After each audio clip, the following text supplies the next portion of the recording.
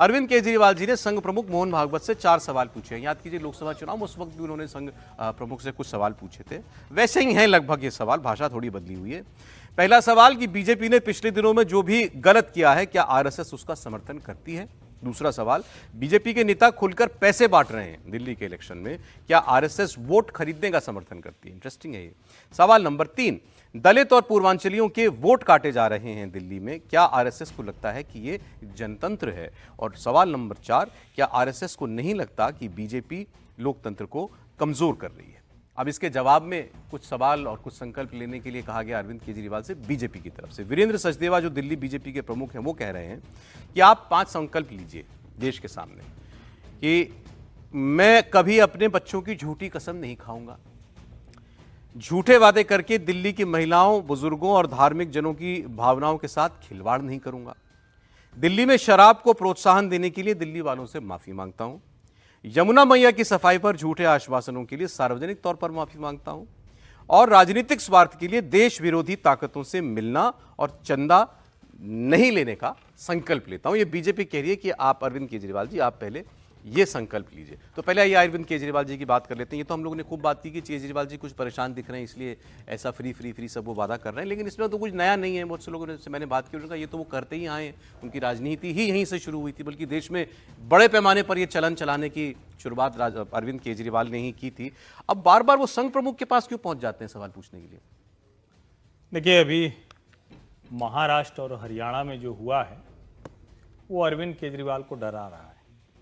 अगर आप press conference में उनकी शब्दावली के 2 लाइनें उनकी पढ़ें तो वो क्या कहते हैं कि जैसे महाराष्ट्र और हरियाणा में जिस तकनीक का इस्तेमाल किया उस तरह से दिल्ली में करने की कोशिश हो रही है। तो बोल रहे थे कि वोट घटाना, वोट बढ़ाना, लेकिन दरअसल उनको ये पता है कि महाराष्ट्र और हरियाणा के चुनाव में राष्ट्रीय स्वयंसेवक संघ के स्वयंसेवकों ने, उनके प्रचारकों ने जिस तरह की ताकत लगाई, और मैं ये नहीं कह रहा हूं कि संघ ने 2024 को चुनाव में नहीं लड़ाई, वहां कम सीटें आ गई तो संघ कहे कि नहीं हम वहां लगाते हैं तो ज्यादा, ऐसा नहीं, ऐसा भी नहीं है।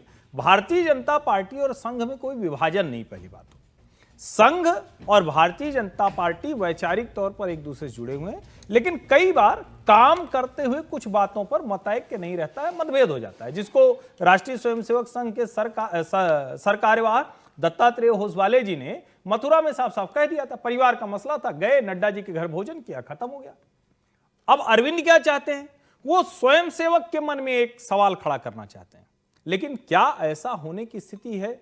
शायद पहले के समय में यह सवाल खड़ा हुआ होगा, तभी अरविंद जी को 2 बार लगातार 62 और 67 वाला जो कहे कि नंबर मिला, वो उसी वजह से मिला। लेकिन इस चुनाव में जैसे लोकसभा की पोलिंग होती है, लगभग उस तरह की पोलिंग मतदाता करने जा रहा है। अरविंद केजरीवाल को ये डरा रहा है, और अरविंद केजरीवाल जो स्वयं भ्रष्टाचार के गंभीर आरोप में हैं, उनकी छवि खराब हो चुकी है।